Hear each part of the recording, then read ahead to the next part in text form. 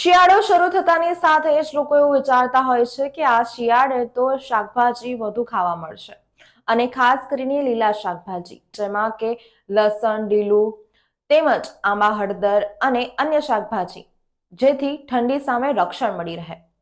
આ શિયાળે શાકભાજીના ભાવોમાં ઘટાડો જોવા મળ્યો છે, જેમાં છે ગાજર, ટામેટા, રીંગણ, કોબીજ, ફ્લાવર, જ્યારે અન્ય શાકભાજી જે છે એના ભાવ આસમાને જોવા મળી રહ્યા છે, જેમ કે લસણ 400 રૂપિયા કિલો મળી રહ્યું છે। શિયાળાની ઋતુમાં કેટલાક શાકભાજીના ભાવોમાં ઘટાડો જોવા મળી રહ્યો છે। શિયાળાની ઋતુમાં લોકો લીલા શાકભાજી, લીલું તથા સૂકું લસણ, આદુ, લીલી હળદર, આંબામોર હળદર, લીલા મરચાંનો ઉપયોગ કરે છે, જેથી શિયાળામાં શરીરને ઠંડી સામે રક્ષણ મળી રહે, શરીરમાં ઇમ્યુનિટી વધે, શરદી સામે રક્ષણ મળે તથા શરીરને પોષણ મળી રહે। પરંતુ હાલમાં કેટલાક શાકભાજીના ભાવોમાં ઘટાડો જોવા મળી રહ્યો છે।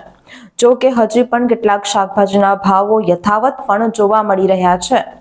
શિયાળામાં ઉપયોગમાં લેવાતું અને આરોગ્ય માટે હિતકારી ઠંડી સામે રક્ષણ આપનાર લીલા લસણ અને સૂકા લસણનો ભાવ પ્રતિ કિલો ₹400 યથાવત રહ્યો છે, જ્યારે બીજી તરફ નવા બટાકાની આવક શરૂ થઈ જતા નવા બટાકા પ્રતિ કિલોગ્રામ ₹30 થી 40ના ભાવે શાક માર્કેટમાં મળી રહ્યા છે।